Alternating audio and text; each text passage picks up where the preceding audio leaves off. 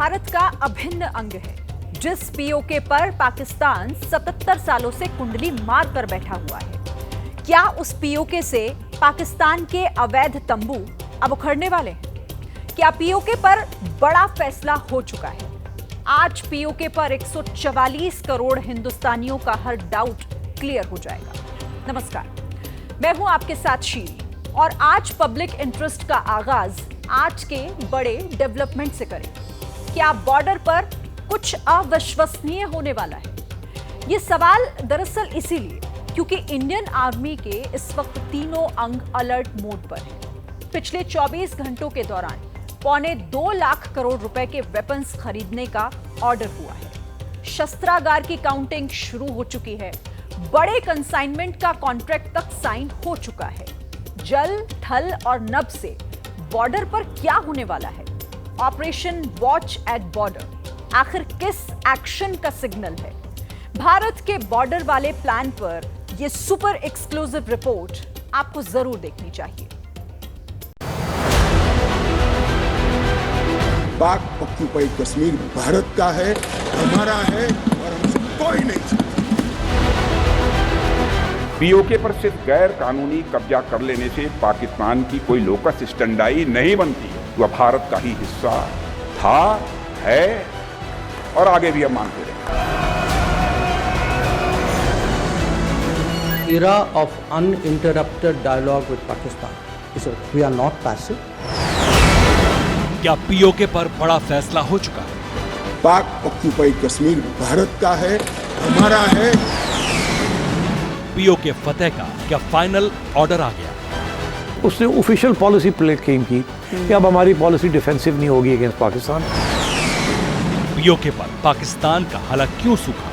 कि हम बलूचिस्तान को नहीं छोड़ेंगे, हम वहाँ भी पाकिस्तान का खून खराबा करेंगे। इन्होंने हमारा खून खराबा कश्मीर में किया, हम यहाँ करेंगे। ऑपरेशन पीओके, पाकिस्तान का सरेंडर तय।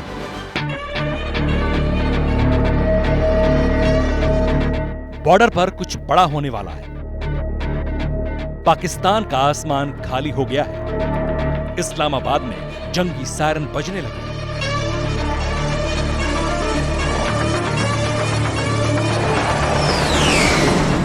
क्या पीओके से पाकिस्तान के अवैध तंबू उखाड़ने का वक्त आ चुका है?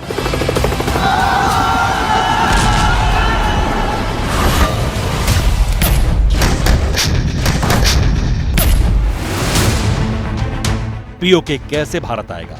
कैसे अखंड भारत में पीओके का विलय होगा? और कूटनीति और सैन्य तौर पर भारत ने क्या तैयारी की? आज पीओके को लेकर एक डाउट क्लियर होगा। पीओके को लेकर भारत कूटनीति और सैन्य डोमेन में बहुत बड़ी तैयारियां कर रहा है, जिससे सरहद पार दहशत के भोंपू बजने लगे हैं। दुश्मन का हालात क्यों सूख रहा है? क्यों पाकिस्तान में खलबली है? और बॉर्डर पर भारत की बड़े एक्शन का सिग्नल क्या है? पिछले 24 घंटों में भारतीय सेना में बहुत बड़े डेवलपमेंट हुए। सिर्फ 24 घंटों के दरमियान इंडियन आर्मी, नेवी और एयरफोर्स ने 2.25 लाख करोड़ रुपए के हथियारों का ऑर्डर दिया है। इनमें नेवी के लिए 70,000 करोड़ रुपए के 7 नए फ्रिगेट, 17 ब्रावो प्रोजेक्ट्स और इंडियन नेवी के लिए मोस्ट एडवांस वॉरशिप खरीदे जाएंगे।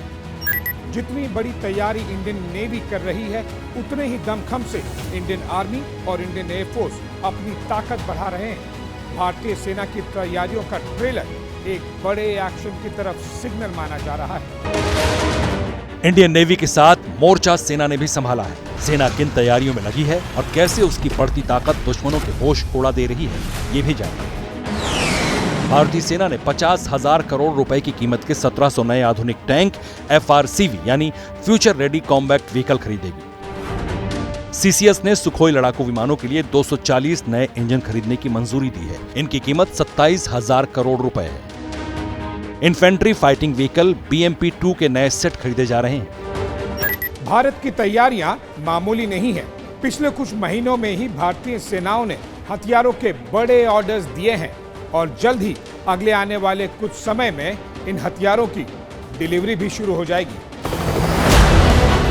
भारत दुश्मन के दांत खट्टे करने के लिए कमर कस चुका है। टारगेट पीओके हो सकता है। पिछले कुछ महीनों में भारत की हथियार खरीद की डेटा का विश्लेषण करें तो पता चलता है कि फरवरी 2024 में सीसीएस ने 60 MiG-29 फाइटर जेट के इंजन खरीदे। इनकी कीमत 5.3 हजार करोड़ रुपए है। सुखोई 30 और MKM फाइटर जेट की तकनीक को 63,000 करोड़ की लागत से अपग्रेड किया जा रहा है।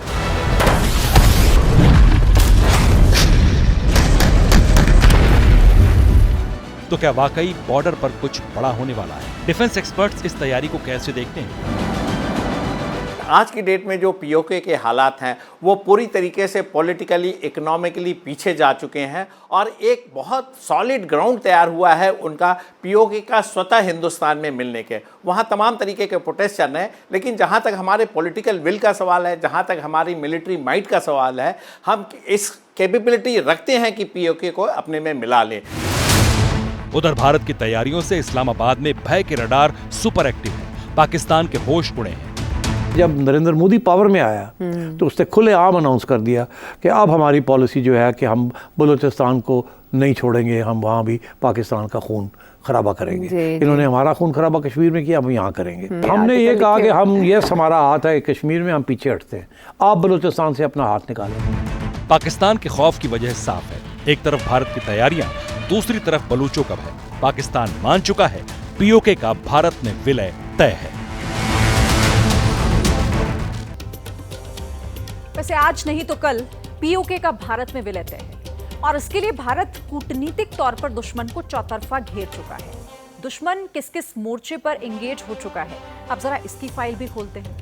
लेकिन पहले जरा भारत की विराट कूटनीति के बारे में मैं आपको बता देती हूं। इसी साल जुलाई में प्रधानमंत्री नरेंद्र मोदी ने रूस का दौरा किया था और ये दौरा ऐसे वक्त में हुआ जब रूस यूक्रेन वॉर को लेकर दुनिया की मुखालफत झेल रहा था।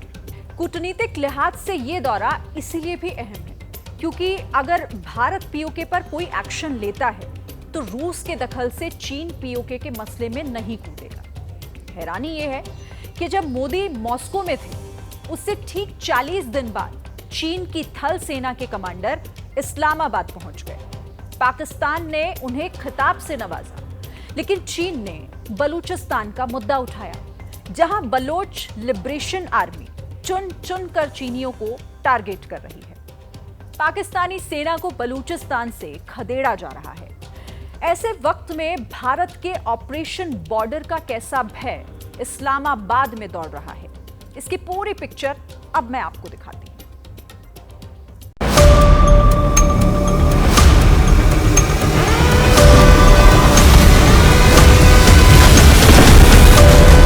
ऑपरेशन पीओके की ताकत का नया सबूत देखिए।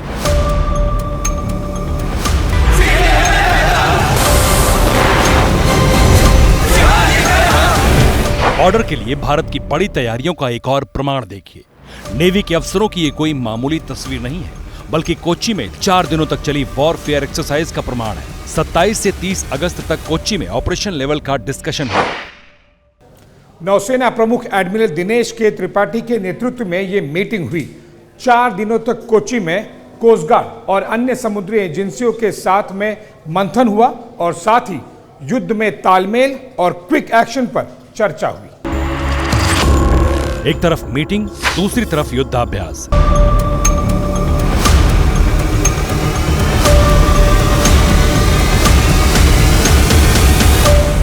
दुश्मन की शक्ति को कितनी तेजी और कैसे समंदर में निस्तेनाबूद करना है, इसका अभ्यास हो रहा है।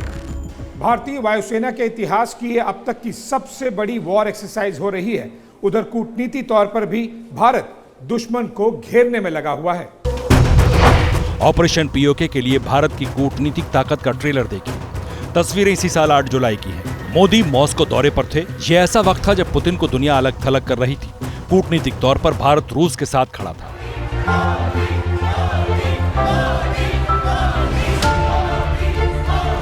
भारत के इस कदम के मायने हैं। रूस चीन का जिगरी है। ऑपरेशन पीओके एक्टिव होता है तो रूस की बदौलत चीन पाकिस्तान के पीछे खड़ा नहीं होगा। क्या एक्सपर्ट भी ऐसा मानते हैं? भारत के नागरिकों चाइना का जो एक इन्वेस्टमेंट जो पाकिस्तान में किया है वो सिक्योर नहीं है। चाइना इस चीज़ को रियलाइज कर रहा है कि वो फंस चुका है इस इलाके में, लिहाजा उसने पूरा जोर लगा रखा है। डिप्लोमेटिकली भी वो पूरी तरीके से कोशिश करेगा, लेकिन ये देखिए पूरा बैटल है दो महान लीडरशिप की है। हमारे प्रधानमंत्री जो मोदी साहब हैं, उनके विश्व में एक अलग साख है। वो अपने बातों को मनवाने के लिए चाहे पुतिन या बाइडेन या किसी पे मिलना हो, उनके लिए नेशनल इंटरेस्ट फर्स्ट है, लिहाजा वो पूरी तरीके से चाइना को इसमें काउंटर करते हुए नजर आ रहे हैं। पाकिस्तान के खिलाफ एक मोर्चा बलोचों ने खोल रखा है। बलोचिस्तान आजादी की मांग कर रहा है क्योंकि पिछले 77 सालों से पाकिस्तान के जनरल, पीओके और बलोचों की आवाज बूटों तले रौंदते आए हैं। उधर भारत की तैयारियों का ट्रेलर देखकर पाकिस्तान के होश फाख्ता है।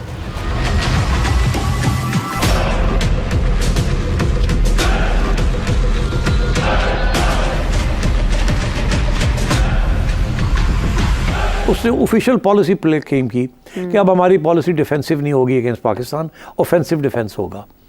हम कश्मीर, आज़ाद कश्मीर, गिलगित, ये और ये दो हमारे इलाके हैं। अब हम इनकरेज करेंगे for them to get out of Pakistan, और ये हमारे पास आने चाहिए। और बलूचिस्तान जो है उसको हम इनकरेज करेंगे कि वो उससे सीड करें। पाकिस्तान की बेचैनी समझ आती है। ऑपरेशन पीओके को लेकर एक और बड़ा डेवलपमेंट हुआ। हमारे डिफेंस एडिटर आशीष सिंह के पास इसकी इनसाइड स्टोरी है।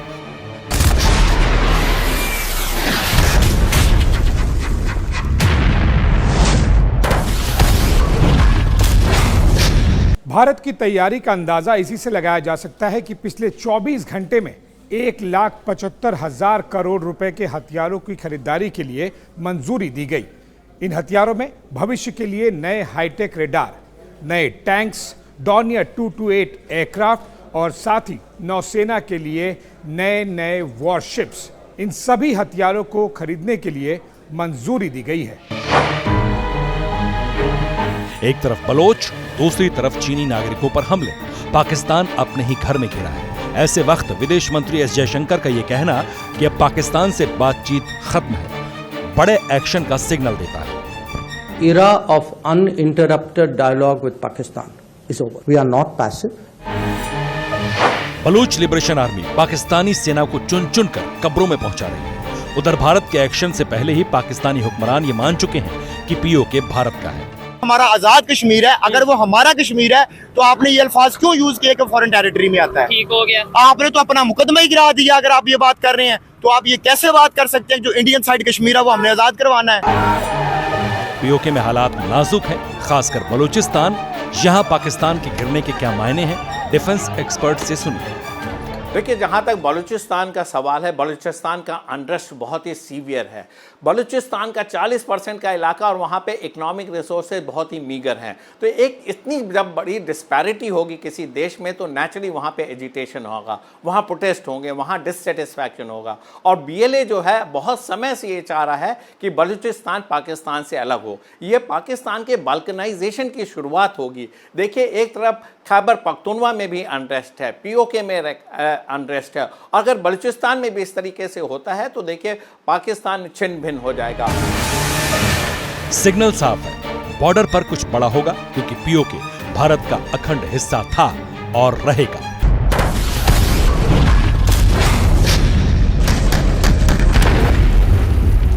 तो भारत तो अखंड है और रहेगा भी, लेकिन बांग्लादेश के खंड खंड होने का बिगुल बच गया है और इसकी वजह है चीन का ढाका की कट्टर जमातों से अखंड प्रेम। अब आप सोच रहे होंगे कि मैं ऐसा क्यों कह रही हूं। देखिए, इसके पीछे भी एक वजह है। आज चीन के डिप्लोमैट ढाका में थे। अंतरिम सरकार के सरबराह मोहम्मद यूनुस से मिलने की बजाय चीनी राजदूत सीधे जमाते इस्लामी के दफ्तर पहुंचा। जिस जमात ने बांग्लादेश में तख्ता पलट कराया, उसकी शान में चीनी राजदूत ने जमकर कसीदे पढ़े। तो ऐसे में यहां सवाल यह है कि कट्टर जमातों पर ड्रैगन डोरे क्यों डाल रहा है और भारत के लिए चीन का यह षड्यंत्र कितना घातक है।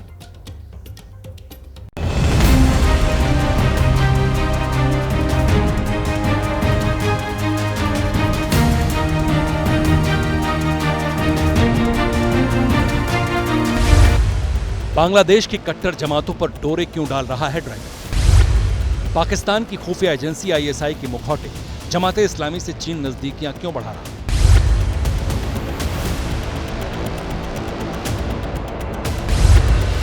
ढाका में चीन भारत के खिलाफ कौन सा षड्यंत्र रच रहा है? बांग्लादेश में जमहूरियत के दुश्मनों को गले क्यों लगा रहा है चीन?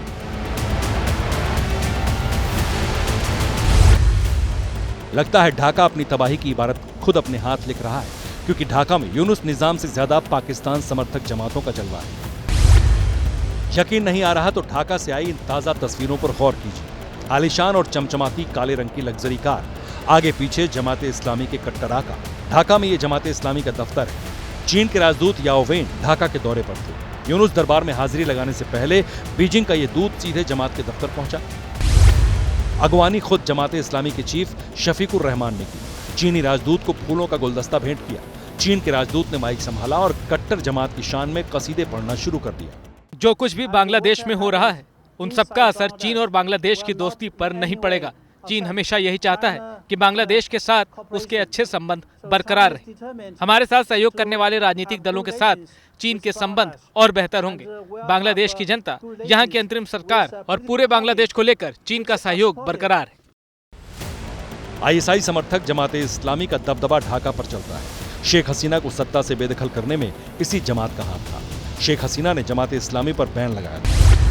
साल 2010 के बाद से ये पहली बार है जब कट्टर जमात चीन से कूटनीतिक बातचीत कर रही है। चीन और बांग्लादेश को और सहयोग बढ़ाने और साथ काम करने की जरूरत है। हमें शिक्षा, संस्कृति और विकास के क्षेत्र में साथ साथ काम करना है। पीपुल्स रिपब्लिक ऑफ चाइना विकास के क्षेत्र में बांग्लादेश का बेहद करीबी सहयोगी है। हम उम्मीद करते हैं कि चीन बांग्लादेश में अपना निवेश और बढ़ाएगा। 1971 में जब पाकिस्तान के पंजे से भारत ने बांग्लादेश को आजादी दिलाई, तब भी जमाते इस्लामी संगठन पाकिस्तान के साथ था। अब चीन जमात जैसे गैर राजनीतिक दलों से नजदीकियां बढ़ा रहा है, तो ये भारत के लिए कितना बड़ा खतरा हो सकता है? हमने बांग्लादेश को आज़ाद कराया है और जिस तरीके से हमने उनको टाइम टू टाइम मदद की है, उसका उन्हें एहसान मानना चाहिए और साथ में एक कोऑपरेटिव अप्रोच रखना चाहिए। मेरा मानना है कि बांग्लादेश इस पे अग्रसर होगा। वहाँ इंटरिम इलेक्शन जल्दी से जल्दी होंगे जो निष्पक्षपूर्ण होंगे और जो जनता चाहती है उसको वो इलेक्ट करेंगे। लेकिन साथ में हिंदुस्तान ने अपने गार्ड्स को डाउन नहीं किया है। हम सतर्क हैं, हम उनकी चीज़ों को मॉनिटर कर रहे हैं और देख रहे हैं कि हमारा ट्रेड किस तरीके से बढ़े। जब उनके यहाँ पूरी तरीके से फुल्ली इलेक्टेड गवर्नमेंट आ जाएगी तो हमारे बायलैटरल टॉक शुरू होंगे। जमाते इस्लामी का शरिया कानून की वकालत करना और भारत विरोधी एजेंडा दिल्ली की चिंता बढ़ा रहा है। साथ ही चीन के साथ बढ़ते संबंध नई चुनौती। बांग्लादेश के यही हालात दुनिया को डरा रहे हैं। चंद घंटे पहले लेखिका तस्लीमा नसरीन ने बड़ा दावा कर दुनिया के साथ भारत की चिंता भी बढ़ा दी। नसरीन ने डंके की चोट पर कहा, यूनुस निजाम में बांग्लादेश के हालात और बिगड़ने वाले हैं। कट्टर जमातों की शह पर जल्द ही बांग्लादेश में शरिया कानून लागू हो सकता है। अगर ऐसा हुआ तो बांग्लादेश में महिलाओं की हालत दयनीय हो जाएगी। कट्टर जमाते इस्लामी महिलाओं पर कट्टर कानून लागू करेगी। साफ है, अगर बांग्लादेश कट्टर जमातों के इशारे पर चलेगा तो जल्द ही मिट्टी में मिल जाएगा। बात हिमाचल की, जहां पर सरकारी कर्मचारियों की सैलरी सिस्टम में अपलोड नहीं हो पा रही है। जानते हैं क्यों? क्योंकि हिमाचल सरकार का खजाना ही खाली है। कर्मचारियों को वेतन देने का पैसा नहीं है। अब सवाल यहां पर यह है कि जब चुनाव आते हैं तो नेताजी मुफ्त के वादे क्यों करते हैं? हिमाचल के मुलाजिम मुफ्त के वादों में कैसे पिस रहे हैं और हिमाचल कैसे मुफ्त की राजनीति वाले राज्यों के लिए एक सबक बना है? आप ये रिपोर्ट देखिए और खुद फैसला कीजिए कि मुफ्त के चक्कर में वोट देना कितना सही है। नजदीक के फायदे में दूर के नुकसान की अनदेखी कितनी भारी पड़ सकती है? हिमाचल प्रदेश आज इस बात की सबसे बड़ी मिसाल बन चुका है। सितंबर का तीसरा दिन निकल गया, लेकिन हिमाचल के सरकारी कर्मचारियों के खातों में न तो सैलरी पहुंची, न ही पेंशन। सुक्खू सरकार में सरकारी मुलाजिमों का दुख खत्म क्यों नहीं हो रहा? ये सवाल पूछने पर सीएम सुक्खू भड़क रहे हैं और बोल रहे हैं ऑल इज वेल। कांग्रेस की गारंटी है। फिर मैं कह रहा हूं कि आर्थिक संकट नहीं है भैया। अगर किसी फिस्कल डिसिप्लिन करना, आर्थिक संकट से हम उबर रहे हैं। आर्थिक संकट को हम पार कर चुके हैं। अब डिसिप्लिन लाकर हिमाचल प्रदेश को सेल्फ रिलायंट बनाने की तरफ, आत्मनिर्भर हिमाचल बनाने की तरफ ये चेंजिंग जरूरी है और इसमें फैसले किए जाएंगे। सीएम सुक्खू भले ही इस संकट को सुधार बता रहे हैं, लेकिन हिमाचल में आर्थिक संकट की हकीकत ये है 2 लाख सरकारी कर्मचारियों को अगस्त की सैलरी और 1 लाख से ज्यादा रिटायर्ड कर्मचारियों को पेंशन नहीं मिली। हिमाचल का कर्ज 90,000 करोड़ रुपए के पार जा चुका है और कर्ज का ब्याज भी सरकार कर्ज लेकर चुकाने को मजबूर है।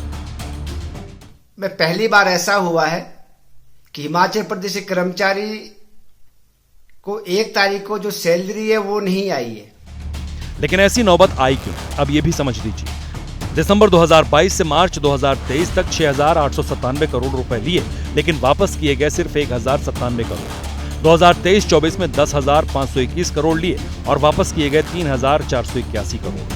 2024-25 में 3,948 करोड़ का कर्ज लिया, लेकिन लौटाए सिर्फ 1,286 करोड़ रुपए। बीजेपी कह रही है कि ये सब कांग्रेस की रेवड़ी पॉलिटिक्स का नतीजा है, जिसने हिमाचल की इकोनॉमी का दिवाला निकाल दिया।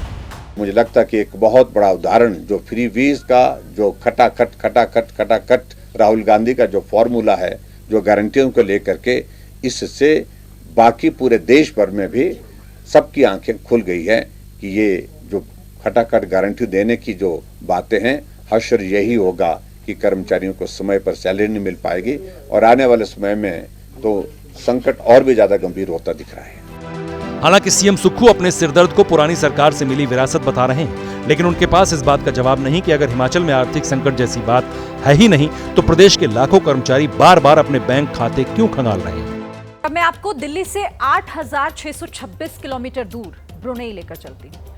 आज प्रधानमंत्री नरेंद्र मोदी 2 दिन के दौरे पर ब्रुनेई पहुंचे और ब्रुनेई के सुल्तान ने मोदी का ग्रैंड वेलकम किया।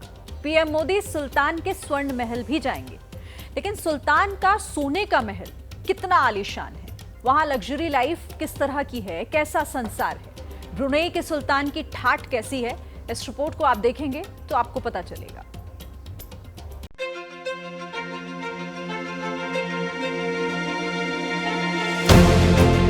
दुनिया के नक्शे पर बहुत छोटा सा देश ब्रुनेई, पूरा नाम ब्रुनेई दारुस्सलाम।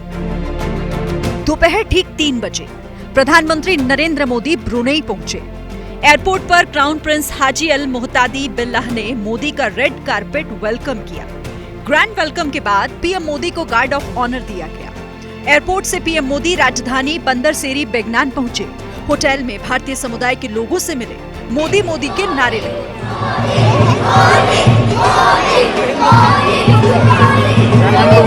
सुल्तान बोलकैया के महल में मोदी जाएंगे। वो महल कैसा है, कितना भव्य है, आज इसकी पूरी कहानी आप देखेंगे। हाजी हसनल बोलकैया, वो सुल्तान जो अपने बालों को कटवाने में हर महीने $21,000 यानी 35 लाख रुपए खर्च कर देता हो, उसकी लाइफस्टाइल की छोटी सी झलक देखिए। गिनीज बुक ऑफ रिकॉर्ड में दर्ज सुल्तान का महल इस्ताना नूरुल ईमान दुनिया के सबसे बड़े और आलीशान पैलेस के तौर पर जाना जाता है। महल की गुंबद 22 कैरेट सोने के बने हैं। 17 मंजिला महल में 1,788 कमरे हैं, 257 वॉशरूम, 5 स्विमिंग पूल, 1 मस्जिद, 110 car garage, 8 lift, 1 banquet hall. यूं तो सुल्तान बोलकिया के पास कई जेट और हाईटेक विमान हैं, लेकिन उड़ने वाला महल यानी फ्लाइंग पैलेस कहे जाने वाले सुल्तान के प्राइवेट जेट की खासियत जान लीजिए। ये सुल्तान का दूसरा घर माना जाता है। प्लेन के बाहर सोने की परत है। पूरे हवाई जहाज में शाही फर्नीचर है, प्योर सिल्क के पर्दे और कारपेट, लग्जरी वॉशरूम, 24 कैरेट के वॉश बेसिन है। सुल्तान को खेलों का भी शौक है, खासकर पोलो, जिसमें सुल्तान के पास उम्दा नस्ल के 200 घोड़े हैं। घोड़ों के एयर कंडीशन्ड अस्तबल हैं। अब बात गाड़ियों के जखीरे की करते हैं। सुल्तान को लग्जरी गाड़ियों का शौक है। सुल्तान के कार कलेक्शन में 7,000 से ज्यादा कारें हैं, 300 फरारी, 500 रोल्स रॉयस। क्षेत्रफल के लिहाज से ब्रुनेई हमारे सिक्किम से भी छोटा है, जिसकी आबादी 4,55,000 के आसपास है, लेकिन सुल्तान की दौलत बड़े बड़ों को मात देती है। ब्रुनेई भले ही छोटा सा देश हो, लेकिन उसके पास तेल और प्राकृतिक गैस का बड़ा भंडार है। उसकी इकोनॉमी भी इसी से चलती है। अब आपको पश्चिम बंगाल लेकर चलती हूं, जहां पर आज ममता सरकार ने अपराजिता बिल को मंजूरी दे दी है। Kolkata rape and murder case के बाद ममता सरकार एक नया कानून लेकर आई है। इसमें रेप के आरोपी को 1 महीने के भीतर सूली चढ़ाने का प्रावधान है। लेकिन इस कानून में कई पेच भी हैं और इसीलिए सवाल ये कि क्या दोष साबित होने पर आरोपी को सुप्रीम कोर्ट जाने का हक मिल जाएगा? क्या राष्ट्रपति के आगे वो दया याचिका लगा सकता है? ममता के अपराजिता को सियासत आई वॉश के चश्मे से क्यों देख रही है, दिखाते हैं आपको।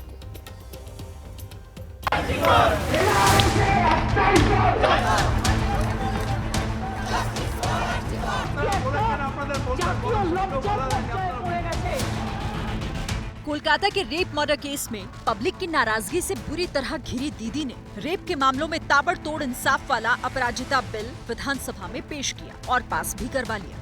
The Aparajita Women and Child West Bengal Criminal Laws Amendment Bill। ममता सरकार ने अपने बिल में भारतीय न्याय संहिता के कई प्रावधानों में बदलाव किया है, लेकिन कानून के जानकारों का कहना है कि रेप के मामलों में पहले से ही फांसी और उम्र कैद की सजा का प्रावधान है। भारतीय न्याय संहिता में रेप के लिए न्यूनतम 10 साल से लेकर उम्र कैद और जुर्माने का प्रावधान है, जिसे अपराजिता बिल में बदलकर न्यूनतम उम्र कैद या फांसी में बदल दिया गया है।